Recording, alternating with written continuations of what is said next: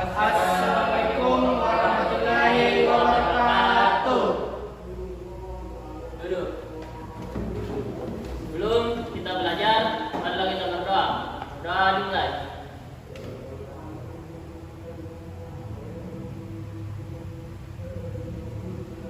Selesai. Assalamualaikum warahmatullahi wabarakatuh.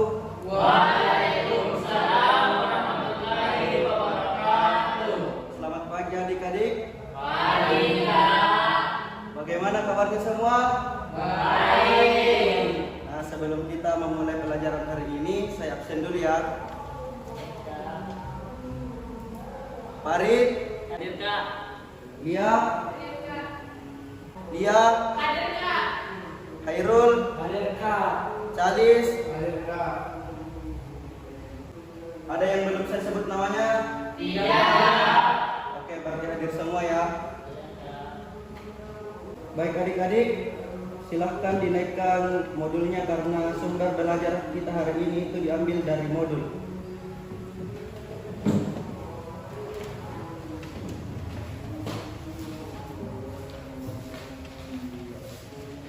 Alhamdulillahirrabbilalamin.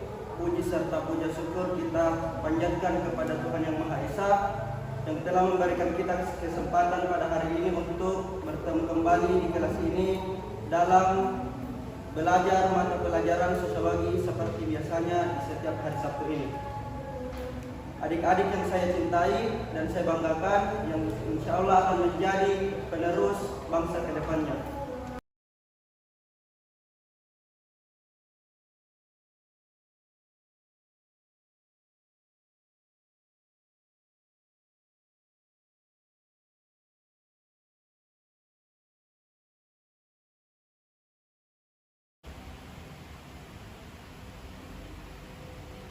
Nah, setelah tadi ada melihat beberapa contoh gambar di atas, apakah ada yang bisa menebak materi yang akan kita bawakan hari ini?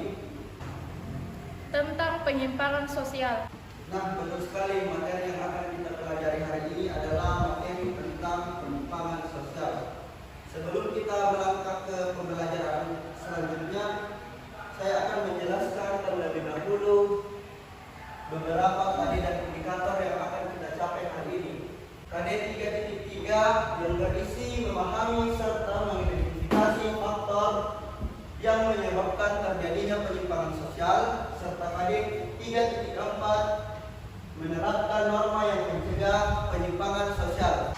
Adapun dua tujuan pembelajaran yang akan kita capai hari ini, yang pertama memahami faktor penyebab terjadinya penyimpangan sosial serta mengetahui contoh-contoh perilaku menyimpang dan bagaimana cara kita untuk mencegah hal tersebut terjadi.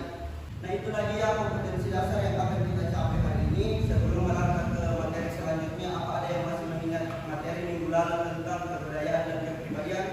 Saya, Kak. Oke. Yang saya ingat dari materi minggu lalu yaitu kebudayaan merupakan kewujudan atau abstrak dari perilaku manusia, sedangkan kepribadian itu sendiri mewujudkan perilaku manusia. Oke, berarti kalian masih memahami materi yang kita pelajari minggu lalu. Nah, sebelum kita melanjutkan pembelajaran hari ini, saya akan memutar sebuah video yang akan mengantarkan kita pada inti mata pelajaran hari ini. Berikutnya ini ada informasi soal tawuran ya, Puluhan pelajar di Sukabumi, Jawa Barat ini terlibat tawuran. Ya, Riz, dan ironisnya nih ya, aksi tawuran ini sudah direncanakan para pelajar melalui sosial media.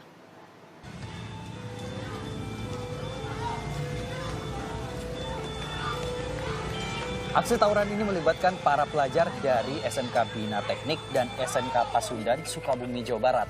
Tawuran terjadi di Pelabuhan 2 Februari silam. Warga sekitar nih bahkan ketakutan dan satu pelajar luka parah. Iya, ada buntut dari insiden ini, 30 pelajar yang terlibat langsung digiring ke kantor polisi.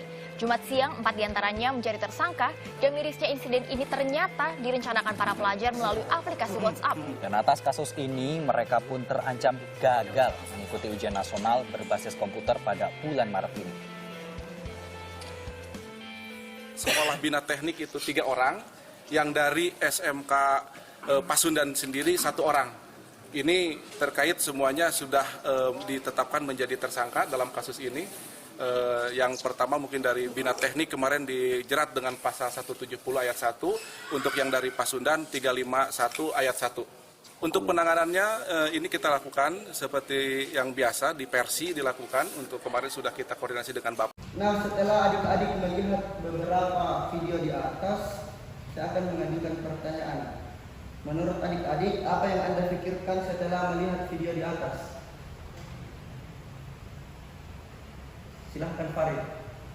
Menurut saya, setelah melihat video di atas, saya menyadari bahwa perilaku menyimpang sangat berbahaya bukan hanya bagi pelaku kejahatan, tetapi juga bagi orang-orang di sekitarnya. Oke, tepuk tangan dulu untuk Farid.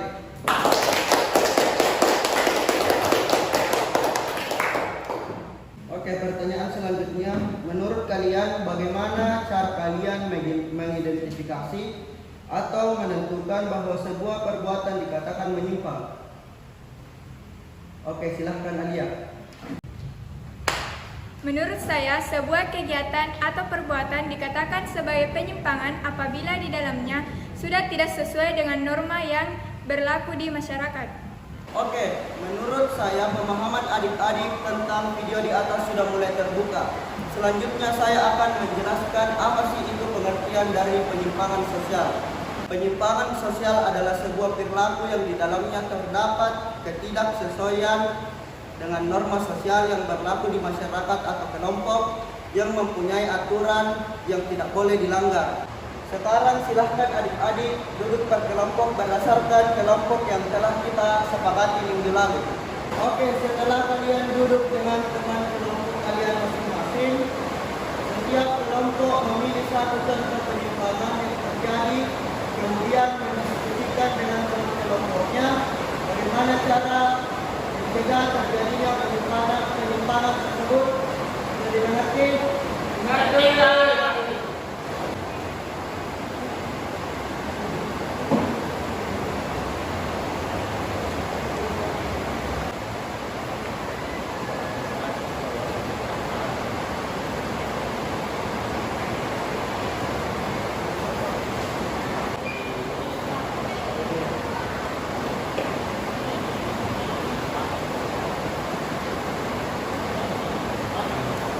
Nah, sekarang berkelompok mengutus satu orang untuk membacakan hasil diskusinya tadi.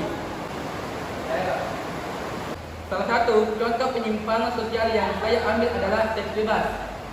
Cara pencegahannya yaitu dengan memilih-milih lingkungan pergaulan yang dapat menjerumuskan kita ke dalam hal ini.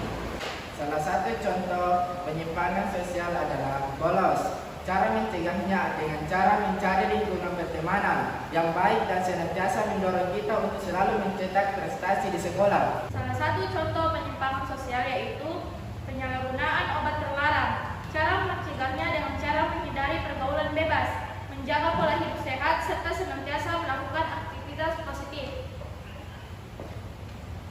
Nah, dari hasil diskusi kalian tadi, kira-kira ada yang bisa menjawab apa yang menjadi kunci utama agar kita terhindar dari yang namanya penyimpangan sosial?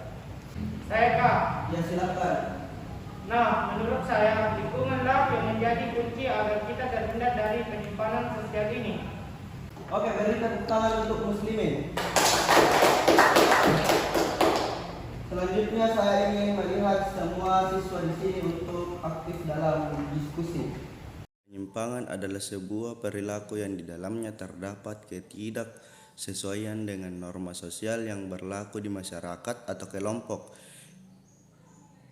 yang tidak boleh dilanggar, serta penyimpangan dapat terjadi apabila lingkungan di sekitar kita buruk.